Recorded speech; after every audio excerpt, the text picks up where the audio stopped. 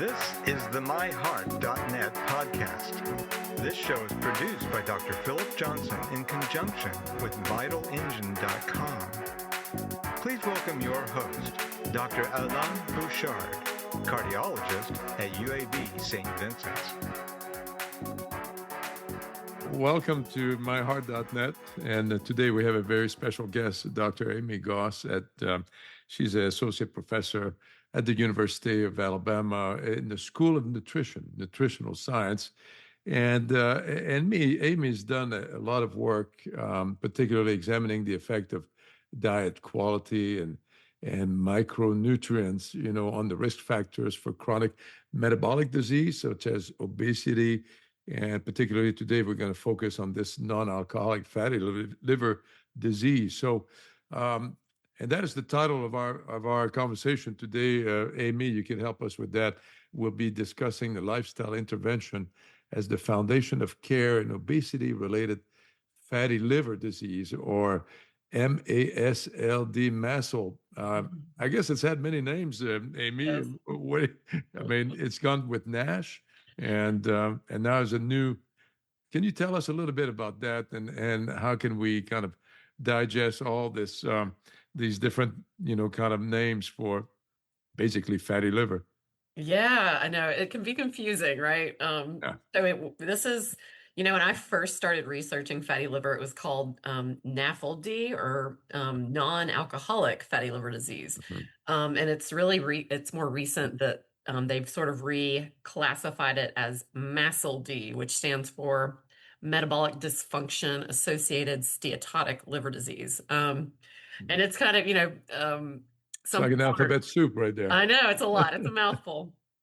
But I think, what it's really trying to define here, non-alcoholic fatty liver disease is sort of an umbrella term, right? So it's sort of, you can really be referring to any liver disease, any fatty liver that's not caused by alcohol consumption, right? But when we specify and say metabolic dysfunction associated fatty liver disease, that's it's more specific. So I think in that way, it's a good reclassification, because it's really driving home the fact that this is what's considered a metabolic, chronic metabolic condition, where there's the pathological deposition of lipid in the liver that, over time can create more problems. Like, so if it accumulates over time, it becomes steatohepatitis, then it can become more inflamed, and cirrhosis can start to develop. So I think that reclassification is really trying to help define what it is, and that also helps define the treatment for it, right? So yeah, so it can be a bit confusing, but. Well, I have to say, I'm a cardiologist, and the liver was a little bit of a foreign organ for me, so I had to kind of study it a little bit. But then more and more, I realized that we have to be involved, because we're interested in our patient and trying to basically prevent, heart disease, and we're doing primary as well as secondary prevention. And certainly the liver is being part of this metabolic kind of abnormality that causes a lot of inflammation, and it causes a lot of heart disease. So if you are interested in doing some primary prevention, you've got to focus on this kind of metabolic profile of the patient, which, we used to call it metabolic syndrome. I mean, I guess you have a fatty liver, your cholesterol is abnormal with very, very low HDL, particles. You could be pre-diabetic or diabetic, you have hypertension, and you have obesity, which, we've done some podcasts with Dr. Garvey, Tim Garvey in your division, in your department in nutrition, where, basically we define obesity when you have a BMI greater than 30 and your waist to height circumference, is greater than 0.5. And let me tell you, that's a pretty tough definition, because you put a lot of patients, in that category, because even me, I feel like my circumference is a little bit, too high. But you have to be interested in this metabolic dysfunction. And the fatty liver, what I didn't realize is that it's almost following the trend that we have in the trend of, obesity and the trend of diabetes and pre-diabetes. Mm-hmm. We have about 30% of the US population that has a fatty liver. And what's concerning to me, Amy, is that maybe only 5 to 10% know that they have this problem. I mean, Yep. most people don't know they have a fatty liver. I mean, Yeah. sometimes it's discovered serendipitously. Right. No, that's right. It's a silent disease, right? Because there really aren't any symptoms associated with it. And I think it's a condition that precedes a lot of other chronic conditions. Interestingly, we've got data suggesting that, that shift in hepatic metabolism towards lipid deposition could even be affecting things like beta cell function, right? It exposes the pancreas to lipids that get deposited there and could cause lipotoxicity. So it really is a driver of metabolism. What the liver health is just so critically important. And anything when we're thinking about the pathological deposition of lipid, we define it, anything above 5% of the liver is lipid. So that's a pretty low threshold. So you get over that 5%, that's considered fatty liver disease. It's sort of like either your liver's healthy or you're depositing lipid and you're going down a path that could be detrimental over time, and lead to other conditions that other chronic metabolic disease conditions. So I think the liver is a critical organ to understand how your diet is influencing these metabolic processes.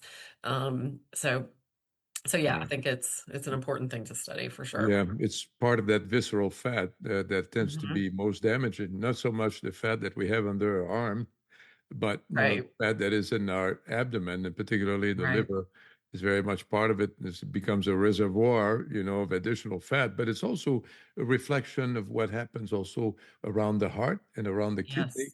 Yes. This is that fat around the organ that just really Yeah. affects the function and can lead to a lot of inflammation and cardiac abnormality. Hmm. Well,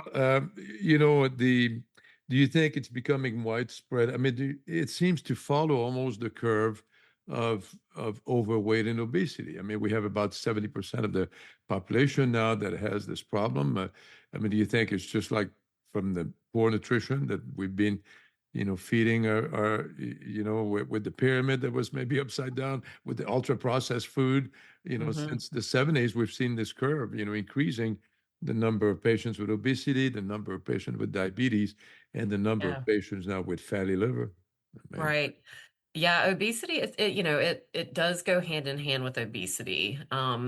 But it's not, in my mind, when I'm thinking about what actually causes liver fat, it's not necessarily caused by excess adiposity in the subcutaneous depot. right.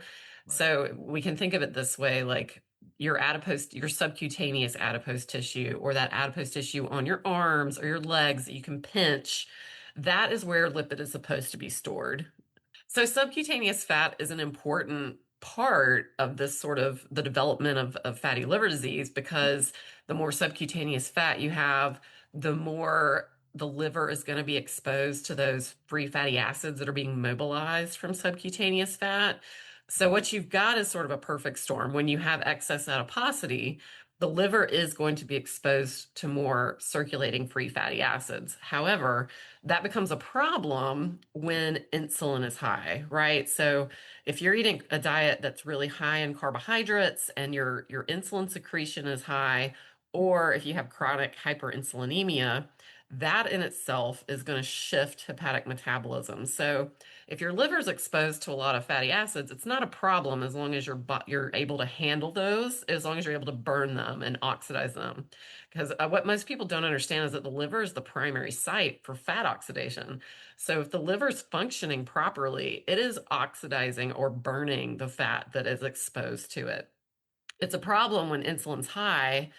You have these substrates, right? Acetyl-CoA gets driven towards the TCA cycle and away from ketogenesis, and enzymes related to de novo lipogenesis are upregulated. So what you have is sort of this perfect storm. You're getting fatty acids coming in from a periphery, your insulin's high, your liver's not able to oxidize them, so they're shifting away from oxidation towards storage. The de novo lipogenesis that's upregulated, that is taking glucose and other substrates and converting it to lipid in the liver. And that process alone is, again, limiting fat oxidation and increasing the likelihood of lipid being stored in the liver as well. So it's sort of what you've got is multiple. It's very multifaceted. There's the fat coming from the periphery that's not being burned. You've got the insulin that's high that's causing the intake of glucose, or the glucose the liver is being exposed to getting converted to lipid in the liver. So it's sort of a number of things coming together simultaneously to affect hepatic metabolism in a way that you're not burning fat. I mean, I think the first line therapy is really what we consider lifestyle intervention. Absolutely. We always recommend that for almost everything we do, right? Mm-hmm. Particularly important, having you helping us with this is because you've done a lot of research and you've studied the effect of carbohydrate restricted diet on the liver content, actually, in adolescents and adults. Right. You had a Mm-hmm. big NIH grant, I remember a few years ago. I was so Mm-hmm. happy, something like 3 million. I think it's fantastic. And people recognize really your talent.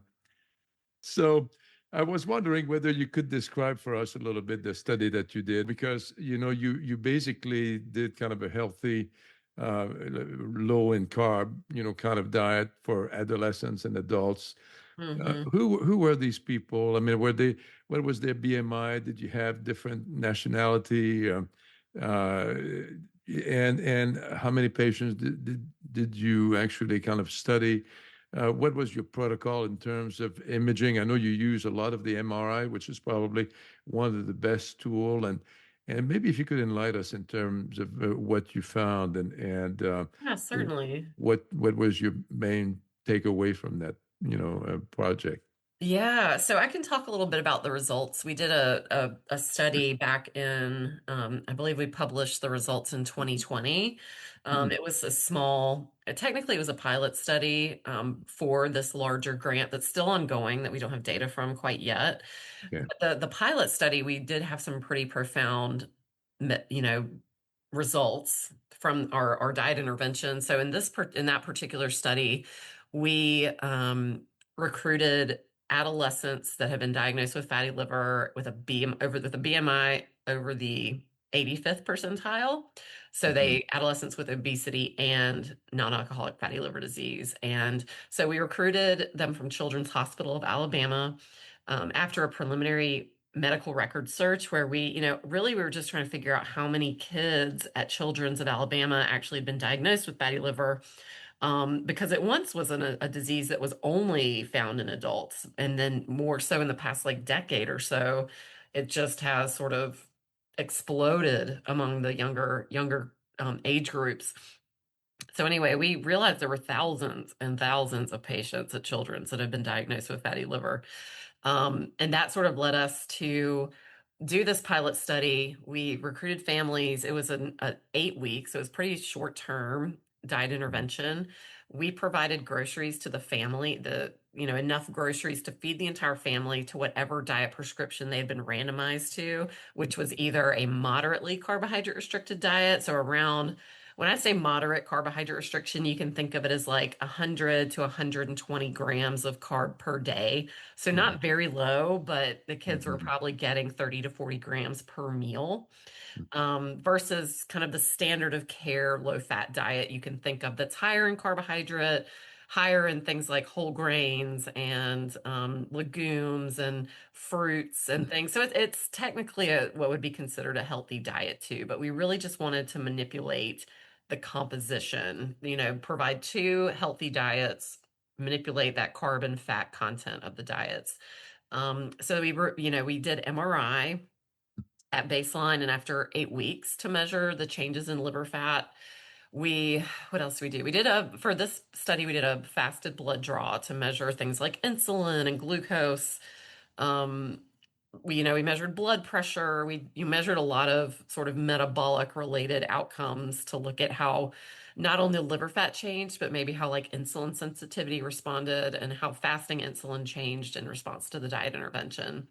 Something else to note about the diet is we designed this to be weight maintaining. So we did not recommend that the kids restrict energy when they were consuming this diet. So we really just wanted them to change the macronutrients and not focus on cutting calories. So it wasn't a weight loss study per se. Right. And we did that for a few reasons. In my mind, there are specific populations that sometimes significant energy restriction isn't a great idea. Younger kids being one of that group. These are developing children, and they haven't reached their peak bone mineral density. They're still, developing lean mass and things like that. And when energy restrict someone, they're going to lose fat mass, but they also lose other tissues, right? It's not strictly fat mass, it's organ tissue, it's lean mass, Right. it's bone. So this was sort of an interesting way to look at it, saying, can we just manipulate the quality of the diet without energy restriction and see these metabolic benefits? So if that study we published, we saw that the carbohydrate restricted diet group had a significant decrease in liver fat. I think the group lost close to a third of their liver fat in 8 weeks, which was really Wow. exciting for us to see in just a pilot study. Right.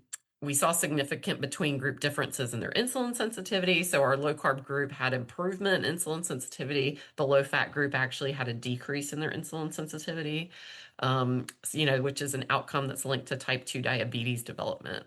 So really, we were really excited about those results, and Yeah. that led us to submit the larger grant that's still ongoing. That is a 6-month family-based intervention. And with that study, we have enough money to provide all of the food to the family. So they meet with our dietitian on a weekly basis. Once they get randomized to one of our groups, the dietitian counsels them, designs a diet specifically for that adolescent to be in weight maintenance, but the macronutrient targets hit either that low fat or that carbohydrate restricted goal. Then we use an app like Instacart or Ship to deliver the groceries from Publix to the family for the entire week. And so the whole family is expected to adhere to whichever diet they get randomized to. And then we're doing MRI at 3 different time points to measure changes in liver lipid, and some other outcomes like visceral fat. We're also looking at pancreatic lipid in response to the diets. And we're also doing the technique called the euglycemic hyperinsulinemic clamp. So our hypothesis is that the carbohydrate restricted diet will actually deplete the liver fat selectively, and then that in turn will enhance the hepatic insulin sensitivity, decreasing the risk of type 2 diabetes. So we really, this is a larger, more rigorous, more tightly controlled study than our previous study. But, the goal is to determine if we can actually manipulate that hepatic metabolism by just restricting the carbohydrates, but not the calories. So keeping them in a weight maintenance state. Right. We're So excited about that study. Yeah. very exciting. Do you have, do you have like black patient as well as white patient? Do you have like, Yes. Hispanic, which are So known to have a lot of problem, but yeah, it's really interesting that it's most prevalent among Hispanic American children and Caucasian American children. It's not as common among African American children, so that's just rare that they deposit liver fat. In that, once African Americans are older, we see it more often. We see fatty liver disease, but in kids, it's just not as prevalent. So most of our participants are either Caucasian American or Hispanic American. And actually, all of them have an amount of liver fat on the MRI, right? That's right. But Yes. some to different levels of, I guess, infiltration or different level of severity, right? That's right. Yeah. So we, at baseline, typically in clinic, they receive an ultrasound. If their doctor is suspicious, if they've had persistently elevated liver enzymes and they have obesity, there's a high chance that they've got fatty liver. Right. So they'll, if they have an ultrasound in their medical record that they've had in the past year and it's positive for liver fat, that's when we can enroll them.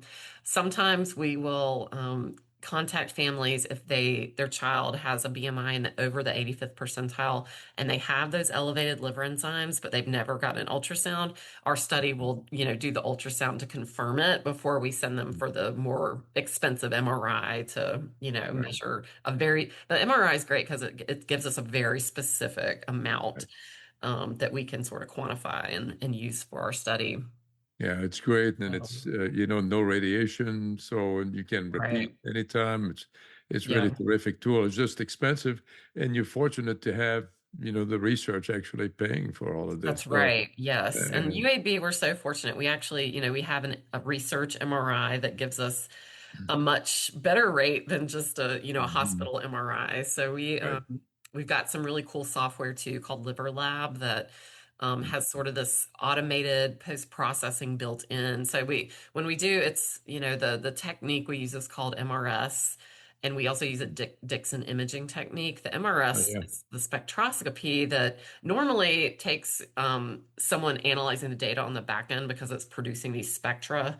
Mm. But this Liver Lab software actually automates all of that. So it spits out a report instantly of like the liver lipid content and then the liver iron and liver, lean tissue Mhm. and that sort of thing. And then the Dixon method can really kind of show you a fat map. That's right. I mean, it's pretty incredible. Yeah, it's great. It's Yeah. great. Uh, So lots of uh, advancements in the imaging area for this disease for sure. Well, very exciting, and really can't wait to see what the results for the whole study Yes. when that comes out in a few years. Amy, when you see patients that have a problem with obesity and a fatty liver, how do you explain to them in simple terms that maybe changing what they eat can actually kind of reverse the fat in their liver? I mean, obviously you Yeah. have experience with some of the studies you do. Is there how does that make sense to the patient that just changing what you eat just make my liver less fatty? Yeah, yeah, that's a great question. And we do see patients clinically. We have our metabolic health clinic in our department where we have dietitians that'll work with patients that have fatty liver and obesity and type 2. And we really do focus on the clinic on prescribing a diet that's restricted in carbohydrates primarily. So, we try to just de emphasize the foods that are low glycemic. The goal is to prevent that sharp rise in glucose and sharp rise in insulin because that all shifts that liver metabolism towards lipid storage and also lipid storage and other depots, right? So we really try to emphasize cutting out those high glycemic carbohydrate sources that are the main drivers of fatty liver. That includes things like highly processed, anything with added sugar, the highly processed carbohydrates, focusing on like the carbohydrates that cause a slower rise in glucose, um, the high glycemic fruits. Unfortunately, there's some things that just they cause that dramatic increase, and it's the best to avoid that, especially if you already have liver lipid deposition. The Right. goal is to sort of flip that switch back to oxidation, back to burning fat. And in our experience, limiting the carbohydrates is a quick and efficient way to do that quickly, to help the patient not only it does help patients lose weight, but the primary goal is to shift that metabolism back towards burning that fat versus the body wanting to store it. Mhm. So that's, it's I think working with patients to figure out what foods they like, trying to like retrain their brain not to think all fat is bad for them, that fat's okay to eat as long as your body's going to use it and not store it. Mhm. So it's sort of training patients to figure out like what those foods are to avoid and which ones, focusing on the foods that are good for them and can make them feel full and prevent that glucose spike. Right. In terms of the meats and everything, I mean eggs, and I mean you did serve eggs to your patient in that study, and Hmm. you still do, That's right. right? Yeah. Yes, eggs are No, you eat great. Eggs plenty are of like the eggs. perfect food. Yeah, no, like I know our study, like we three fed eggs a eggs day. like we asked people to eat 3 eggs a day, and Yeah. I said, they were wow. They became very healthy. That group did extremely well. They ate 3 eggs a day. So Pretty amazing. yeah. Of course, we're more focused on the heart and like the high cholesterol, but Yeah. you would be amazed when you have a lot of, kind of vegetable and fruit with a lot of Yeah. fibers that is accompanied that Yeah. you end up, with a good cholesterol That's and right. Yeah, and exactly. So what we typically see when we ask patients to do that is their HDL goes up. Um, and overall the cholesterol profile looks better. yeah, So it's like you can't look at these things in isolation. If you look right. at the overall change metabolically, it's all improving. Mhm. And even LDL can be tricky too because there's like the small dense particle that is bad, but then what we typically measure clinically isn't teasing that apart from like the fluffier LDL that may not be as Right. bad for when it's on, thinking about heart disease. So Yeah, it's really kind of tricky. I mean, it's when you say there's a lot of cholesterol, of course, in the yolk, uh, yeah, when all taken together, it makes a big difference. So yeah, patients, let's say they come to see you and they said, I'm very confused about all the different diets. What's best for me? I mean, we hear about the Mediterranean diet and the DASH diet and of course the keto. I mean, so. I mean, what's your kind of best way to kind of explain to the patient what's best for them? yeah, Particularly if you want to prevent heart disease and you have right. problem with obesity. Yeah, that's a great question. And it's so confusing. And I think that's what it's important for someone, I think it's important for someone to go to see a registered dietitian or go see someone clinically that understands looking at the medical history, looking at family medical history, measuring things like in our clinic, we measure insulin. Um, we do an oral glucose tolerance test to, look at how they're metabolizing glucose and how much insulin they're secreting in response to a challenge. And all of that information can sort of help guide what approach might be best for that patient. Some people a ketogenic diet is very effective for someone with type 2 diabetes. If they have declining beta cell function, maybe they do need to go that extreme with a ketogenic diet and cut carbs that low, but not everyone, right? It's not necessarily um, a one size fits all thing. I think everyone sort of has to figure out what works best for them based on their metabolic profile. For instance, like an example of this is like I think the Mediterranean diet is great. Um, even in counseling our patients, we do emphasize things like olive oil and like the unsaturated fat. Some saturated fat is okay. It's just we try to emphasize getting the majority of it from other sources. But then when we get down to the nitty gritty, I think the amount of carbohydrate everyone can tolerate is different. And so that's what really precision nutrition is trying to get at is how do we predict what's best for someone? Right now we do that clinically, like by looking at the OGTT results, looking at their fasting insulin and their medical history. We try to sort of put them on a diet that might best facilitate metabolic improvement based on what we see there. Um, and that's why it's so difficult to make sweeping recommendations, because I think it is so needs to be personalized based on a number of factors for each person. Yeah. Well, it looks like at medical school we didn't have, very much in nutrition kind of courses, but it's Yeah, changed so much since that time yeah, I right. graduated That's from the right. It's 80s, ever like evolving. Yes. ever evolving. But, I think in the medical field, most of us know so little, about nutrition and having the help of a nutrition dietitian, Hmm. is I could see how that's very, very, could be very a good addition, to our Right. clinic, not only about the time, but the knowledge that we don't have, Yeah. sure, Um, there are some, I wanted to ask if when you work with patients, with diabetes, when you work with patients that have hypertension, they have coronary disease, most of the time you talk about, we tell them about a diet, they try something, Hmm. but it doesn't last. I mean, how do you actually, for these patients that have chronic disease, I mean, obesity is a chronic disease, diabetes is a chronic disease. how Mhm. can we kind of teach them to go onto some kind of diet or lifestyle that's going to stick, that makes sense for Yeah. them? I mean, how do you do it? Oh my gosh, that's a great question, and I don't know if I have a good answer for that. I think there's still so much research we need to do to understand what would help people do it long term. Anecdotally, we hear about folks that are able to change their diet, think of it as sort of a permanent change, right? Permanently changing your lifestyle um, to increase longevity and health and healthy years of life. However, like a number of the studies, most people revert back over time.